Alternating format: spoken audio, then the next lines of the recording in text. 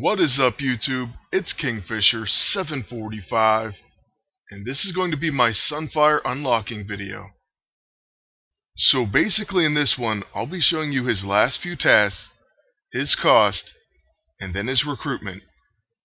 And if you haven't been following the storyline, it's pretty awesome, and it has me really excited for the next Spec Ops.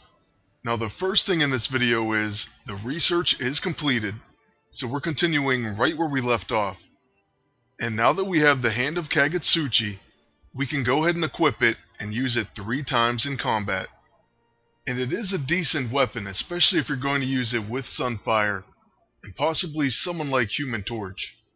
But anyways, now that we have it, we do have to use it 3 times, just like I mentioned. And I'm going to show you a pretty quick and easy way to do this. So let's jump right into the battle. And you can see that our agent's actually going last. But there is a pretty nice little trick that you can use whenever you have to use an item like this, or even a character-specific ability, assuming that you don't have to wait on its cooldown. So here's what we're going to do. We're going to skip with Thor, and then on Daredevil's turn, I'm going to use a Quantum Elixir. And if you're not familiar with this item, Quantum Elixir restores someone's stamina. You also gain an extra turn. So we will use a Quantum Elixir on our agent, and he'll gain a turn immediately. Alright, so there it is in our inventory. So we'll use that, and like I said, we gain that extra turn, and we can use the hand. So that'll be one use of it, and then we're going to get our regular turn in just one moment. The good news is there is no cooldown on this weapon, so you can just keep using it back to back to back. And I like getting these out of the way really fast because I have to hold back on my attacks. Obviously, Thor can clear an entire wave by himself, so I just pass with him. But now that we already have 2 uses of it, I think it'll be pretty safe to go ahead and attack at least a single target. But the other thing that you do have to worry about is counterattacks. And apparently the Red Sun counterattack will counter even if your agent isn't the target. So that makes me like this weapon that much more, because you will counterattack burning targets. And with a team with Sunfire and someone like Human Torch, you're definitely going to have all the opponents burning. So now with Thor we will inspire Bravery, and then I'm going to go ahead and single target attack with the hammer throw. I'm going to target that bottom henchman. He does have full health, so we'll go ahead and take him out of the picture. Then on Daredevil's turn, we'll probably finish another one of these henchmen, or maybe that thug, and then we'll save the last person for the hand. We went with the easy kill just in case, and now we are going to use the Hand of Kagetsuchi on that henchman. So this is our 3rd and final use. So let's go ahead and skip through our score, and you'll see that final task pop up. So here we go, 10 of 11 completed. We gain 1 command point, and then we're actually going to see some dialogue from a story. I paid a little bit of attention to the story up until this point, but this is where it really gets exciting. If you haven't been following it, Sunfire is looking for Mephisto because he wants to make a deal with him to find Apocalypse.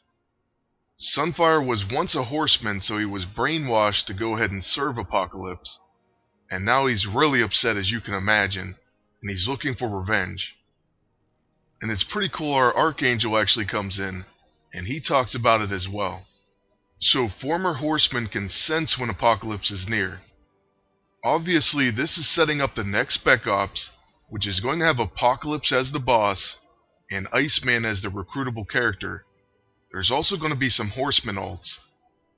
So this has me really excited for the upcoming Spec Ops, and I think it's awesome that they build it into the storyline.